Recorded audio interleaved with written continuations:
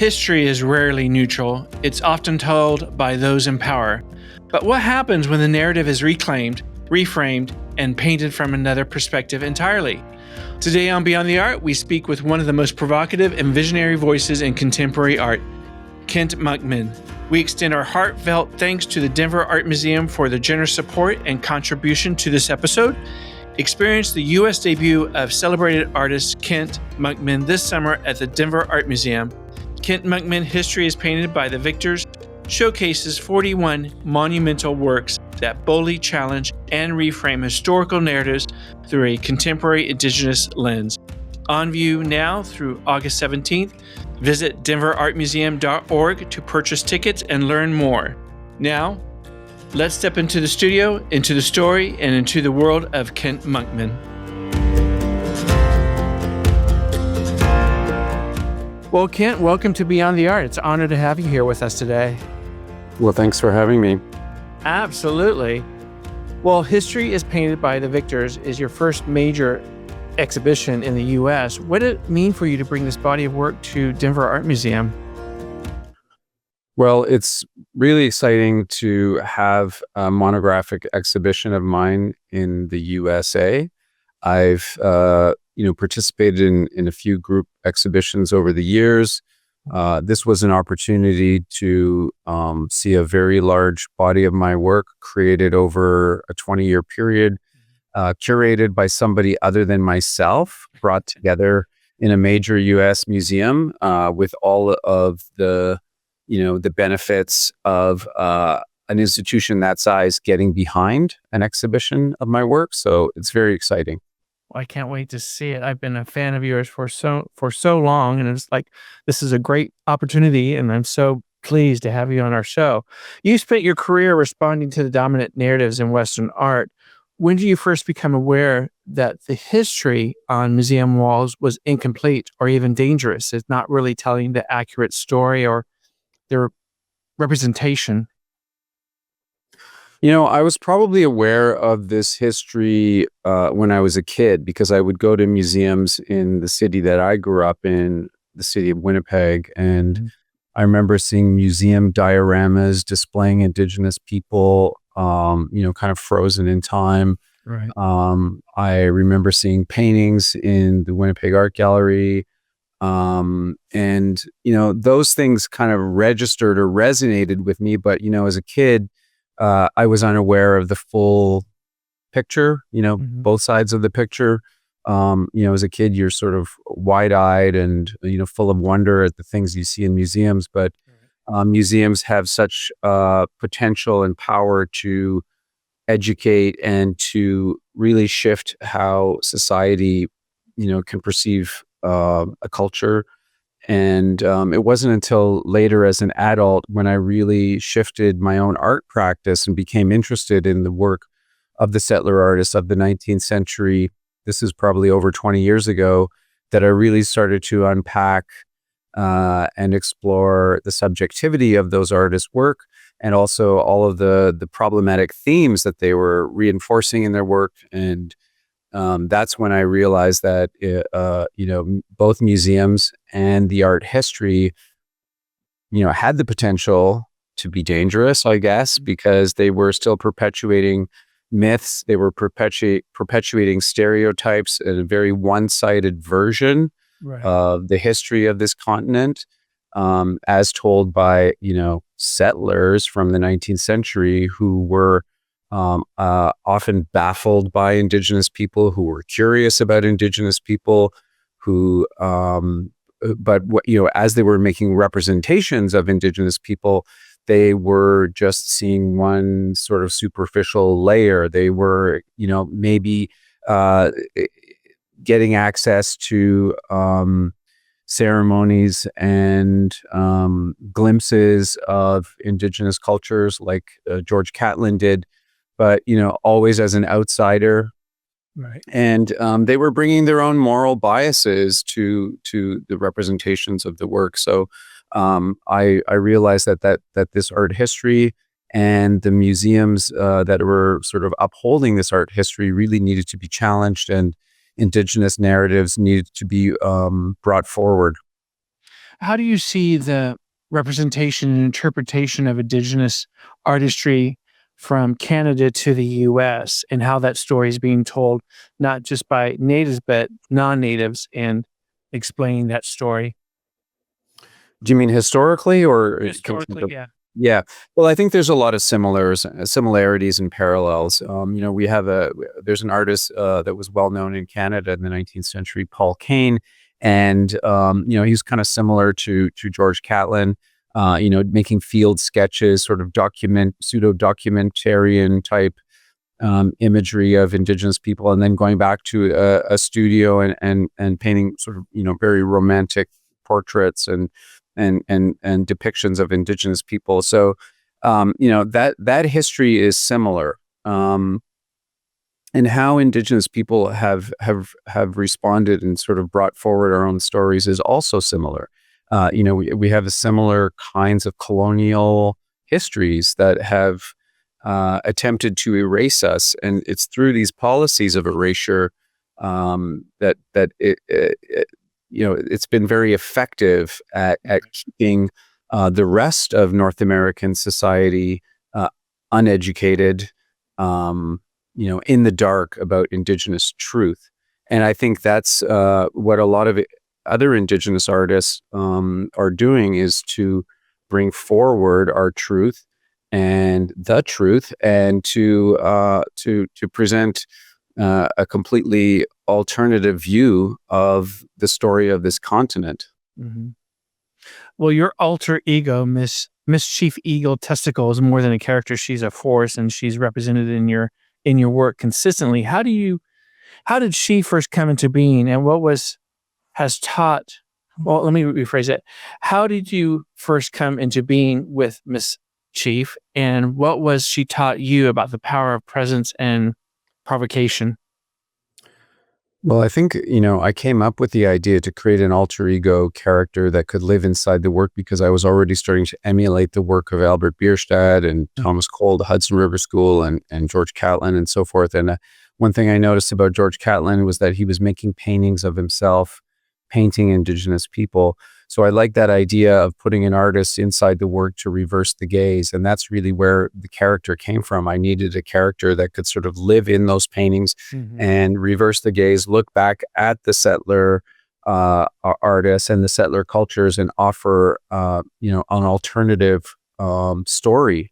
And so, but I also wanted to create a character that was that could represent a really empowered understanding of how Indigenous people understood gender fluidity, and to also represent empowered sexuality. And so Miss Chief really became that. And over time, as the character evolved, I realized that what her purpose was, and that opportunity to explore the character more deeply came through writing her memoir, Miss Chief's Memoirs. And in the writing of that memoir, my co-writer Giselle and I also decided that we needed to really figure out her origin story and then her purpose. And her purpose, as it turned out, was to really be a witness, to be present throughout this history, to bear witness and to offer an account from a Cree perspective of many of the events that happened to Cree people, but also to Indigenous people. So when you start a piece and you start thinking about the work that you want to portray onto the canvas, does she come in and kind of redirect you sometimes, like a second voice saying, "No, this is the direction you need to take, and this is what I want to translate into the piece"? Yeah, I think so. I mean, I think she's a character that I channel a lot of my perspectives through, because she does represent such an empowered understanding of Cree worldview, and this very openness and an accepting way of looking at of gender and sexuality. So, when we put Miss Chief in these different situations, she's there interacting in history, And she's bearing witness to these things. So she's very much a part of these moments. And sometimes she'll shape shift and she'll take different forms. So she might not be there in a human form, but she's kind of always present, and it really helps, I think, guide the focus and the practice. Well, your practice remixes classical European painting with Indigenous experience. How do you balance homage, critique, and storytelling in these reimaginations? So, I have a great respect for the tradition of history painting and European classical painting, because, this was a very sophisticated form of communication that really reached its zenith in the 19th century, around the same time that, Indigenous people were experiencing some of the worst decimation and dispossession in our history. So the fact that this very sophisticated language of painting was also being kind of dismantled and discarded by the modernists, at the same time that our cultures were being dismantled and dispossessed, really sort of brought me back to that period of storytelling with a visual vocabulary. These great paintings were really offered so much possibility to restore Indigenous stories to history, but also to the canon of art history. And, I've been painting as an abstract painter for about 12 or more years already. When I did a 180 and decided that I, through my discoveries of these 19th century settler artists, that I wanted to pick up, a representational style to work with this canon of art history. So it really came from, a respect for, a language of painting that just had so much possibility, storytelling possibility, and also just that it would be able to reach an audience, a greater and wider audience. And I really intended, my work and Indigenous narratives to find a wide audience, and this language of painting really allowed that to happen. It is very impactful, your pieces. What are some of the works in this exhibition that feel especially personal to you, but also pivotal in your career? Ooh, that's a very hard question, because over a 20-year period, almost every painting, marks like a shift or a progression, Next a phase, leap, next a leap forward, an experiment. Where there are pieces in this exhibition that I was delighted to see again, because the Met Commission, Mistagosawak, the wooden boat people, was an opportunity to create a very large diptych for the Great Hall, and that was exciting to see that after over 5 years, and to see them hung at a lower height. They were hung in the Great Hall very high, so it's kind of a different experience. And then seeing them kind of like more at head height, where you can really experience them differently, was exciting. There was a painting in the exhibition, Sunday in the Park, that I hadn't seen since 2010. When I made the work, and it pretty much just sold out of my studio and was never, wasn't displayed very much publicly. It kind of went into a private collection. So there are a number of works like that kind of resonated for me, when I saw the exhibition. But there are works that definitely had impact, in the community and in the art world as I made them. So it's kind of it's a wonderful opportunity to kind of to see these works brought together, and I was again so grateful to the curators, John Lukovic and Leule Eshragi, for pulling together the works and ordering them in such a way that the audience could be brought into my work and explore the different themes in my work and the different chapters of my work. But really hard to pinpoint those one or two moments, because there seem to be so many. And even when you complete something, you're sort of excited about the next work.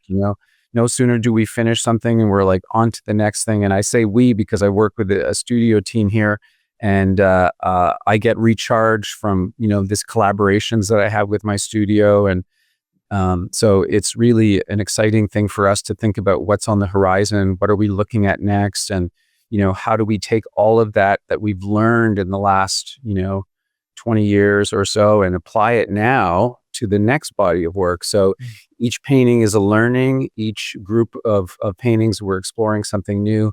And it always leads, through that practice to something new and exciting. And I think that's why, artists are so addicted to their art practice, because it's a constant journey of discovery and excitement, new techniques, new ideas, new mediums that can be explored, and it just never ends. And that's, I think, what gets me out of bed in the morning.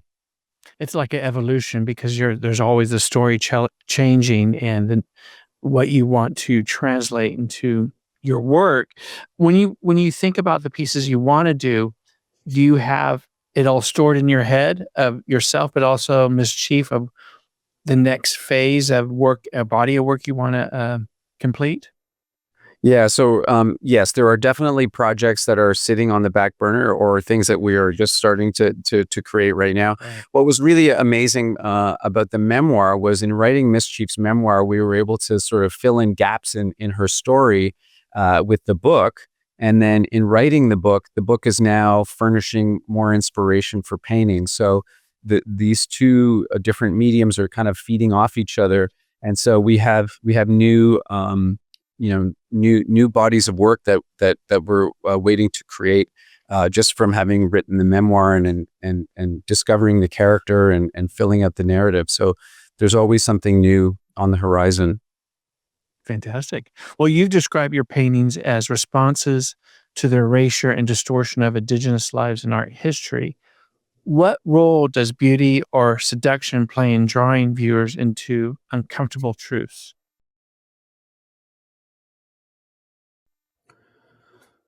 I think I figured out quite a while ago that people are always going to be attracted to a beautiful image, specifically a beautiful landscape, a painting with figures in it, and from a distance, people are just kind of drawn to this image of sublime beauty. And it was that idea of seducing people into an alternative narrative of this idea of North America being this, paradise for settlers to come and take over all of this empty land, quote unquote. Right. And this idea of seducing people into truth to bring them to a point where they understood more about Indigenous people, about a Cree perspective.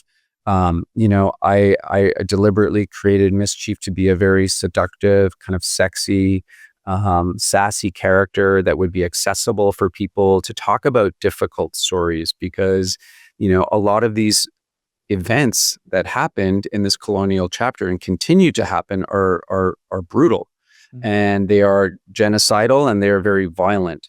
And in having a character that can talk about these things and tell these stories and balance it with humor is very much in line with Cree storytelling, and with how a lot of Indigenous cultures have humor in their work as a way to learn. We learn through humor. We learn through laughing. And it comes back to this idea of seducing, a viewer with a beautiful painting. You can also open people up with humor. And so I use humor in that way to kind of open people with a laugh. And as people open, their spirit is open, and they're more likely to receive a message, a learning about something maybe more difficult or challenging that they have not yet experienced. Have you seen a difference in the response?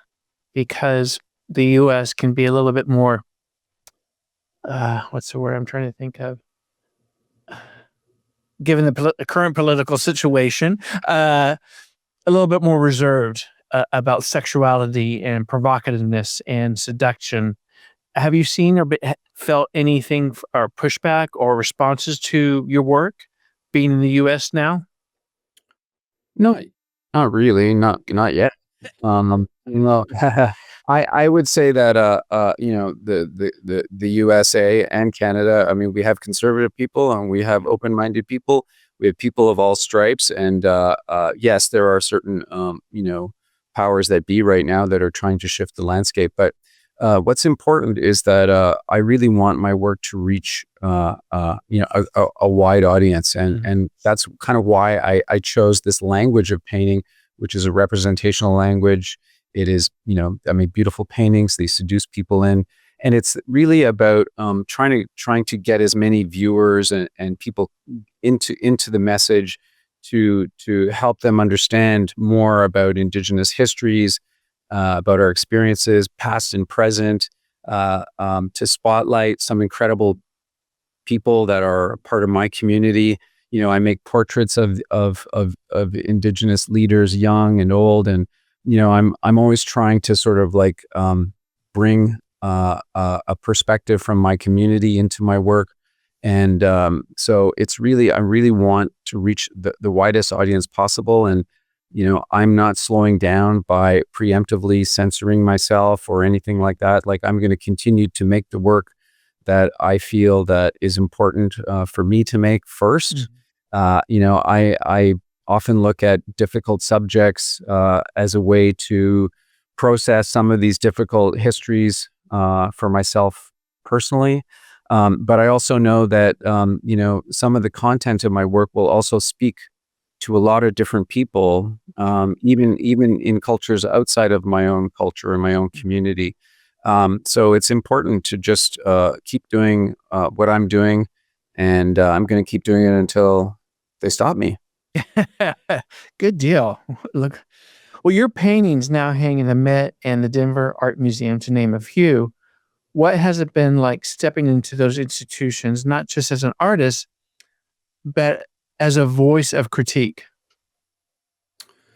Well, this kind of goes back to discovering the work of these 19th century artists. And I've been involved with museums directly, kind of critiquing how they represent Indigenous people and Indigenous cultures, and that long history of really, bringing forward a very sort of Eurocentric perspective over here in North America.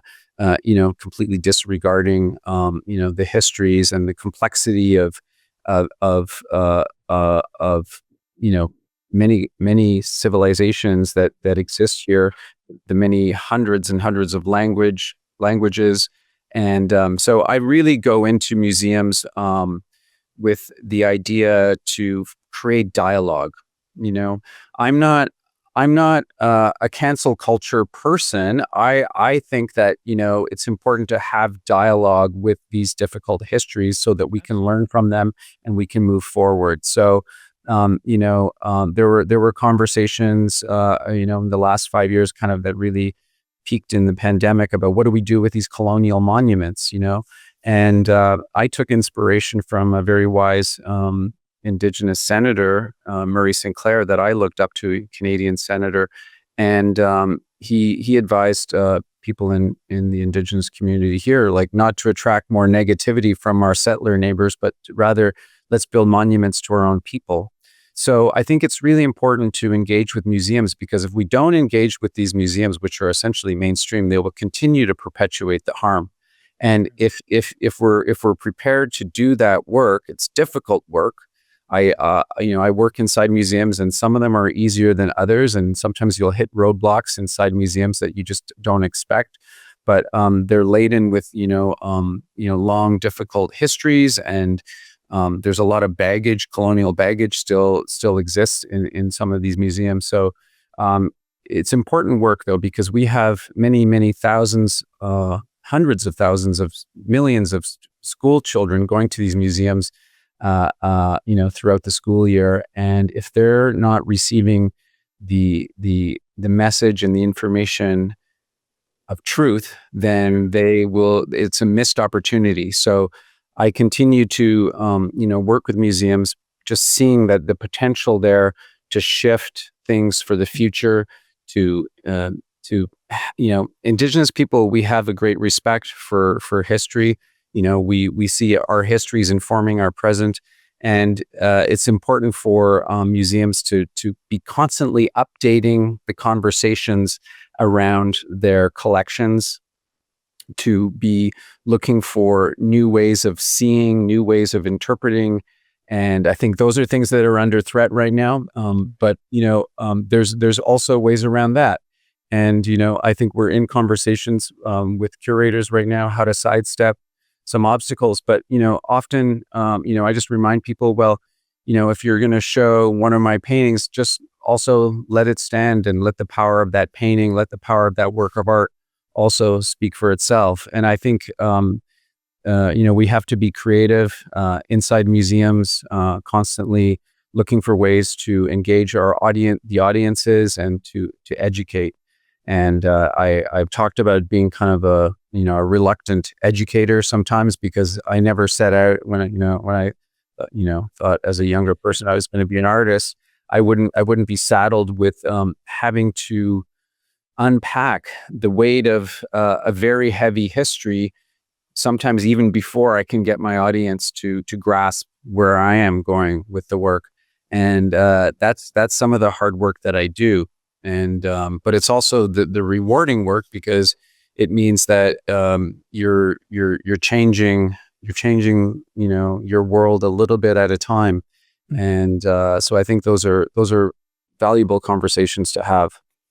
Since you started this journey of yours in the artistry and the craft in creating this storytelling in a visual form, have you seen the institutions actually shifting for inclusivity to Indigenous people and it telling our story instead of being told by third parties or non-natives? Absolutely. Yeah, absolutely. Well, I've been doing this long enough that I've seen a shift over several decades. And so, I get inspired, and I see hope when, you can see that things are shifting, especially with museums that are working directly with Indigenous advisors or Indigenous curators. And they are doing exactly what the kind of work that I'm doing, and even more, revisiting collections, reinterpreting, reimagining, the narratives that the museums are bringing to the world.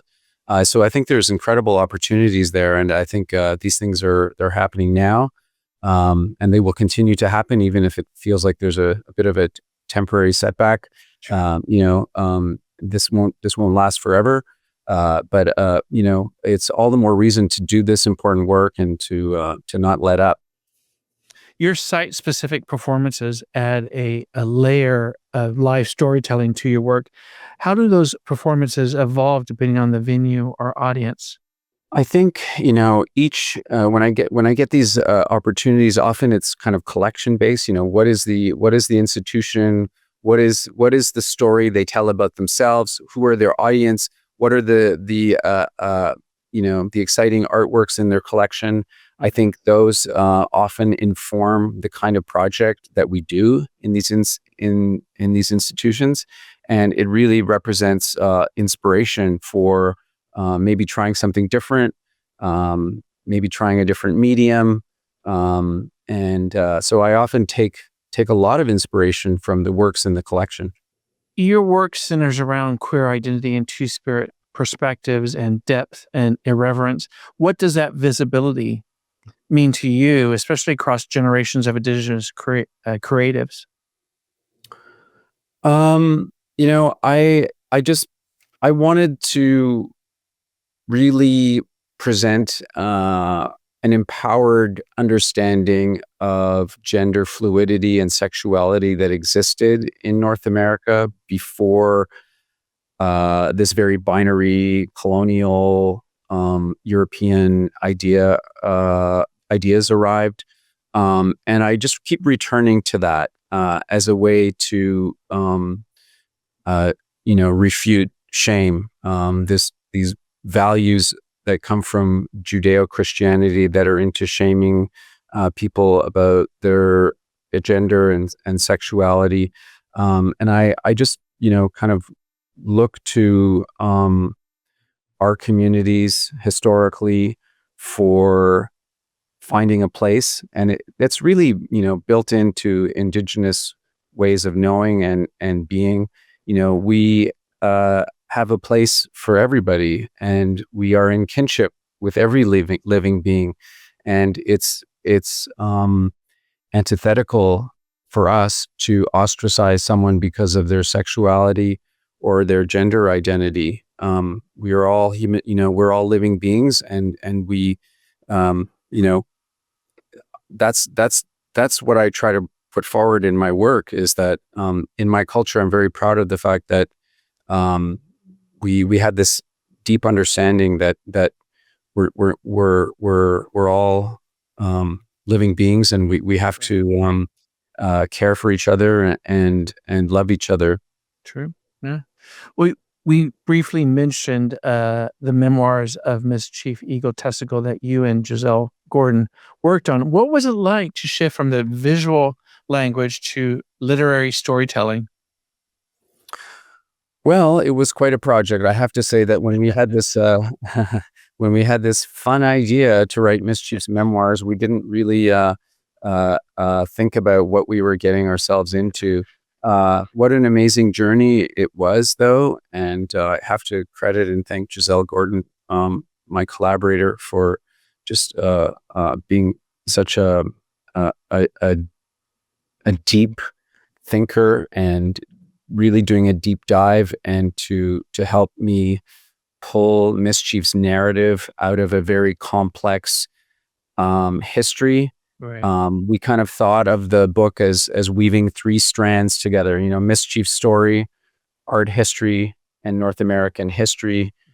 Well, actually, sorry, Miss Chief's story, Cree ways of knowing, and history as it was told, here in North America. So it's really stitching Miss Chief into Cree cosmology, stitching Miss Chief into real history, as told in history books, and looking at those moments and finding, offering a different perspective on them.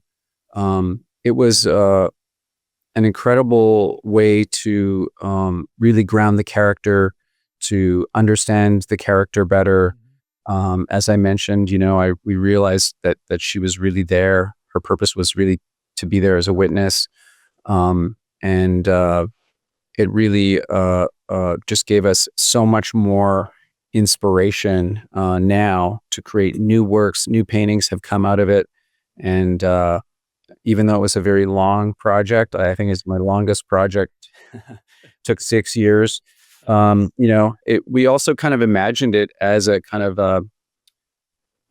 almost like a performance piece, that Miss Chief would write her memoirs and then she would present her memoirs. And so it was always done with this idea of it being an art project. We never sort of set out to be novel writers, but Right. it ended up being a really amazing art project. So besides the exhibits, are you going on a book tour as well?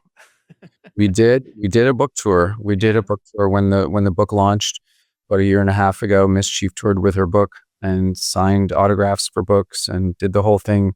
And that was an amazing experience, again, to put Miss Chief on stage and to read from her own memoirs to an audience. Fantastic. Well, I missed that. Damn. Well, your paintings are massive and cinematic and layered with symbolism. What does a typical day in the studio look like for you? So we with my team here, we've developed a methodology that really works well for working with assistants, and I've kind of modeled my studio here on a kind of old master's atelier model where I work with younger artists and I train them and I pay them, and but it starts with a drawing. So I'll have an idea, straight to a drawing. From that drawing then becomes a roadmap forward. I share that with the team. We talk about who the characters are in each one of these compositions. And then what we decided to do a number of years ago was to start shooting our own digital imagery or digital photographs that then become source material for the paintings. And then we recompose whatever photographs we've shot with models and wardrobe. And we kind of recreate that sketch digitally, and then we create a smaller painted sketch, and then and the next size up. And through that process, there's modifications and tweaks that happen. We try different things, and eventually get to the very large scale painting. So that's pretty much the day to day. There's we have about 8 painters working with me here, and then about another 6 or 7 people in various other roles. And it's a hub of activity and experimentation and collaboration. So it really is exciting to work this way because, even on a day where I might be like, well, I don't know if I have that much energy to start a new painting. Somebody is. Someone's down there gessoing a canvas and getting it ready. And, I have a team that sort of, works with me in a spreadsheet to tell me, all right, we need you on this painting because, this is the moment that you need to like tell us what to do on the next stage. And so, it's very organized, and I have to credit a really uh, incredible team for really working with me to set up this process and this methodology. Of course, we use all the latest digital technologies to as tools, but it's still a very old school process at the end of the day, drawing and painting. And that's really what we do best, and it's what I love to do. And I think we sort of occupy a unique place, in doing so. Do you ever think about taking some of the storytelling and artistry into a different medium? That you've not experienced yet? Well, I've done a fair bit of filmmaking and performance work. We are actually thinking of, well, we are doing it right now. Let's be honest. I'm writing Miss Chief's opera. Oh, wow. So I'm taking inspiration from the new cycle of painting. So the memoir furnished this inspiration for the new authoritative cycle of Miss Chief's life. It's called Miss Chief Cycle, and that's riffing on Rubens' cycle of Marie de Medici, which was at the Louvre, which I saw many years ago, and I just was in complete awe of how an artist could make so many paintings in 4 years. But Right. I love this idea of the grand history painting, and so we're going to mythologize Miss Chief's life in this series of a couple dozen very large paintings. But in doing so and getting that project going, and also with the memoir behind us, I realized there's a narrative here, and there's an opportunity to also extend the Miss Chief reading her book on stage and to put Miss Chief on stage. And so, of course, I'm not going to be involved in the music because I have no musical ability whatsoever. But I do love opera, and I'm collaborating with a very talented composer, Dustin Peters, that I've collaborated with on a number of my film projects. And Giselle is writing the libretto. And so we're working on getting 3 scenes together in a recital format for the next iteration of the Denver exhibition, which will come to the Montreal Museum of Fine Art in September.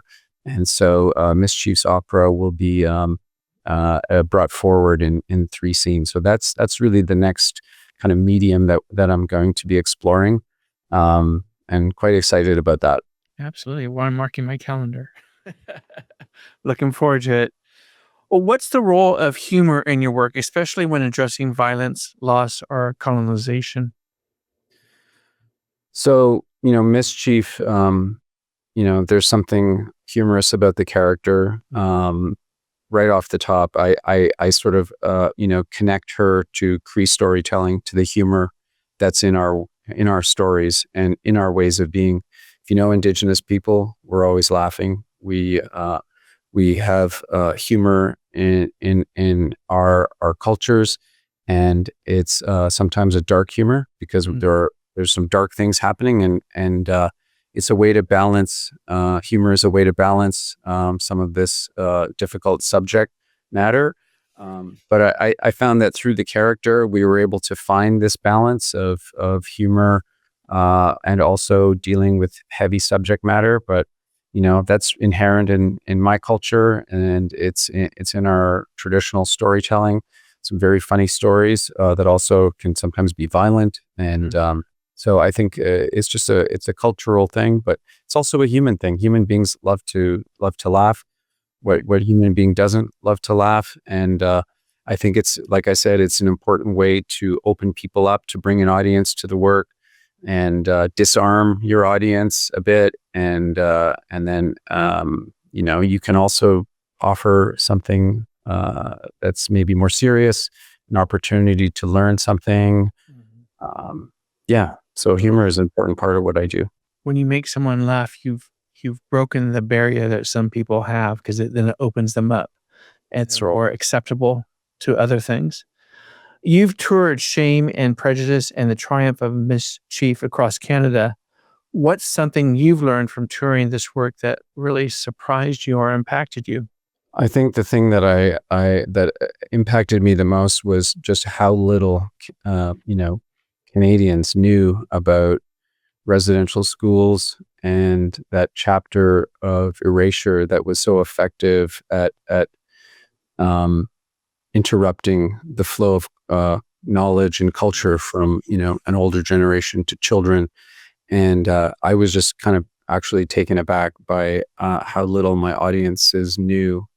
And I think that I had some idea that the schools, the education system had failed North Americans, not just Canadians, but that it was just so widespread, and that audiences were kind of gobsmacked by the truth and taken aback. And I kept offering the Truth and Reconciliation Report as an important document for Canadians to read, because it was the accumulation of many thousands of testimonies of survivors of residential schools. And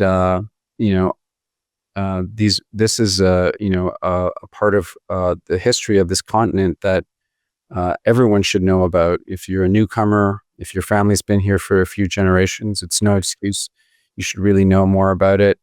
And I think that really drives my work. I'm always trying to bring this truth forward for people to have an understanding as to what Indigenous peoples have been through, to also have an understanding and appreciation for our resilience and for the incredible strength and power of our elders who survived these situations. Absolutely. And I think that's really what also inspires my work, is the fact that we're still here. We're still here. We're still here, and we're always going to be here. And that's an important part of my message. Miss Chief has become an icon in her own right, and has she surprised you over the years? Has there been a moment when she's taken on her own life beyond what you have envisioned? Well, I think there's been different moments, maybe where I surprise myself. I never set out to be a performer at all, but I found that there was an opportunity, and this Miss Chief allowed me for that closeted performer to come out. But I think what'll be really exciting now in this next chapter is to see somebody else play Miss Chief on stage, because we're going to be casting some of our best opera singers, Indigenous opera singers. Marian Newman will be playing the first role of Miss Chief on stage. So I think that's going to be quite exciting, and I think that I might find that surprising in terms of how that comes off. But so I think the character often can lead me somewhere unexpected, and that's again the beauty of having an art practice, is that you don't always know where the work is going to end up. You might find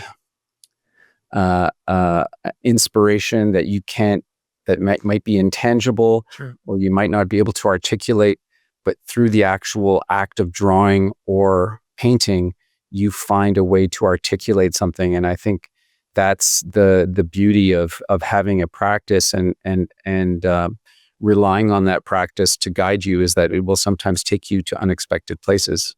Mm-hmm. True. What's a response to your work that stuck with you, either from an Indigenous viewer or someone encountering your work for the very first time? I think, I've been very touched by young Indigenous queer people who felt seen, by seeing my work. And I think That's something that didn't exist on museum walls a couple decades ago. So I think that the fact that Miss Chief is there, she holds presence for young queer people, LGBTQ people, two-spirit people, to feel seen, to feel as though there's a place for them. I think that's extremely rewarding. And I think those are the kinds of things that really make me feel like my work is important. Well, do you feel you have a sense of responsibility to future generations of Indigenous artists?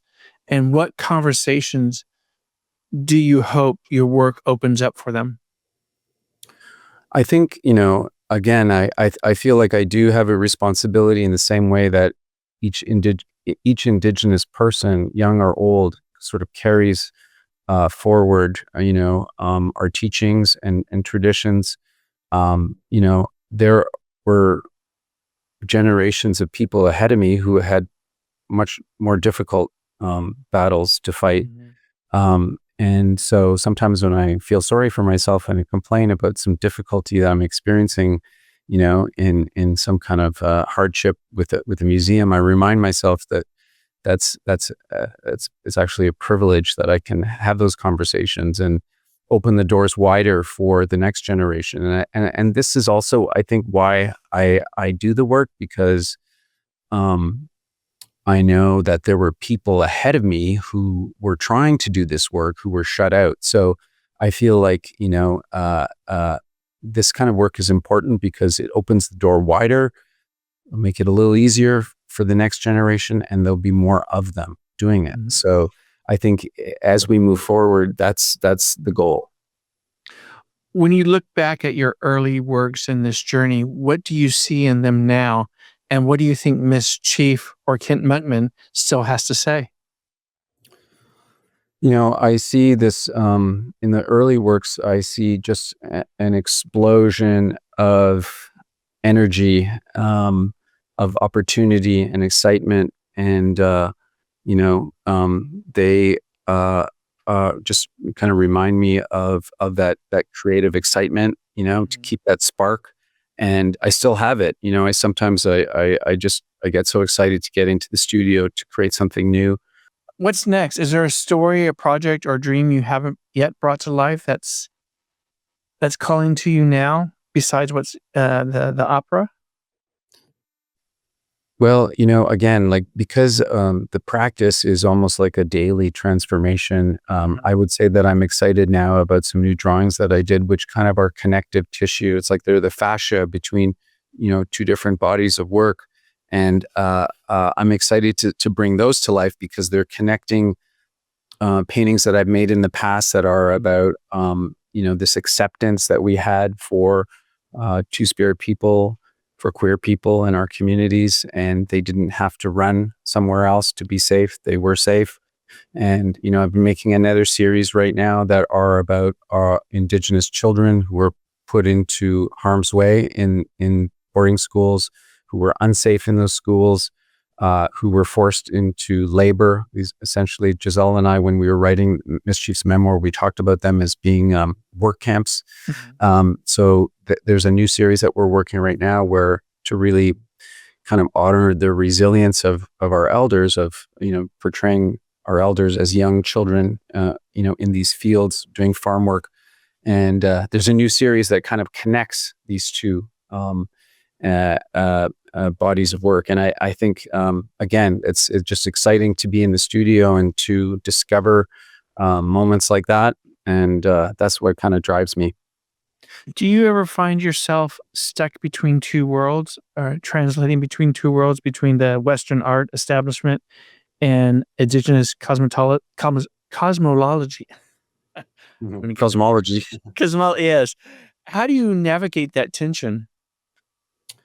So for me, again, it comes down to education. I'm really trying to be as savvy as I can in that sort of museum world so that I can bring people to the work, so I can bring people to the community. And there are so many people like me in my community that are incredible curators, producers, administrators that are navigating inside this system to benefit our community, to empower our youth, to give opportunities to other talented artists that are doing incredible things in different mediums. So I think that's really really what I drives me and a lot of people in my community. So what is one hope that you hope that people will take away if they see your exhibit at the Denver Art Museum? What do you want them to feel and to take away? And what's the story you want to translate to them? Well, I want them to just have some awareness that they probably don't know very much about Indigenous people, maybe less than they think they do, and that they will want to learn more. They will want to get to know us, that they'll want to get a glimpse into the constellation of knowledge that exists in our cultures. The world needs Indigenous people. The world needs us to help balance the world for our perspectives on how to take care of the land, how to take care of the water. And, what I'm hoping is that, an audience will get a glimpse into the complexity of Indigenous ways of knowing, but just our identities. I mean, we're so many different people across a huge continent, and there's so much going on in our communities, artistically, creatively, scientifically. Again, for people who've kept their head under a rock and who've been encouraged to stay ignorant, this is an opportunity to open that eye and to I create provocative works sometimes to shock people out of their complacency. And this is what I want to happen. I want people to sort of wake up and become an ally and work towards our way of balancing this world. If Miss Chief could travel to any time in history, past, present, or future, where would she go, and what would she be wearing? She would definitely go to Eugène Delacroix's studio, and she would be wearing her Louboutin heels, and she would sit in his studio and they would talk about painting, and she'd probably try to seduce him. I got the vision. I can see it.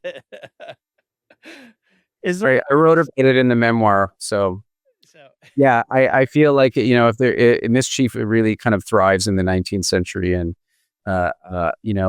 Miss Chief's memoir was really inspired by artists' memoirs, like Delacroix's own memoir, which is a fascinating read, and George Catlin, George Sands, artists of that time were so literary. I mean, It was all about letter writing and journal writing, and I just think that is the time that the character was kind of created to live in that world, and that's really her time period.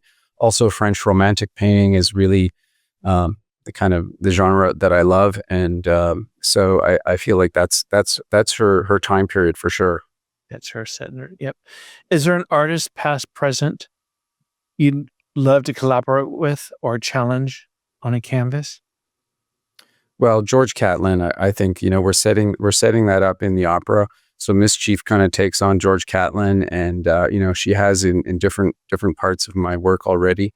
This kind of entitlement of settler ideology, confronting Indigenous ways of being and thinking they know everything, and bringing forward their own social mores and values and biases, and having Miss Chief kind of stand up to them and tell them they're wrong.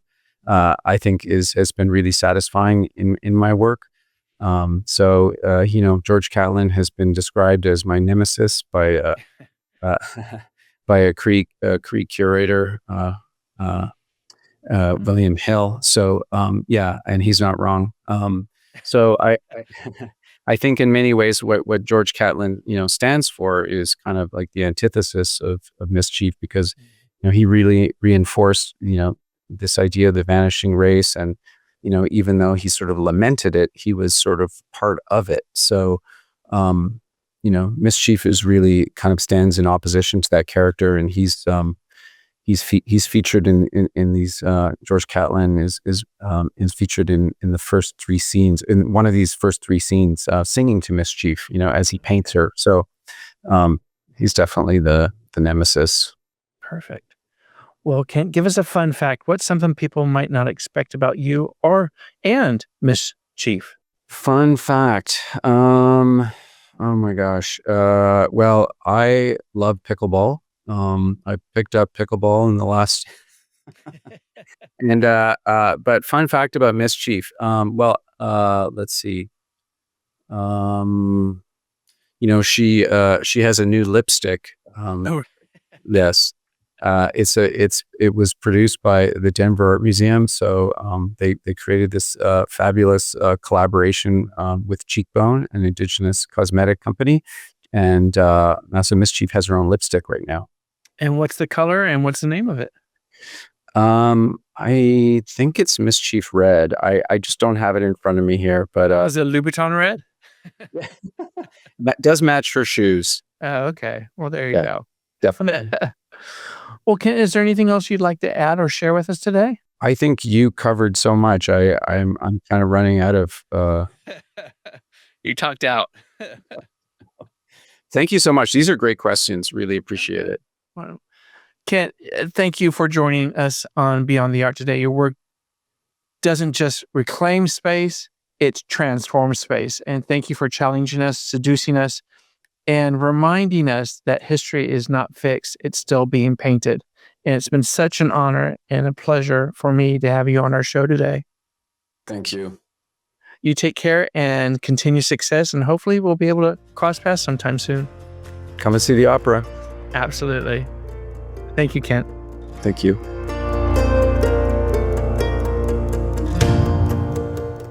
Special thanks to the Denver Art Museum for their partnership and generous support in bringing this episode to life.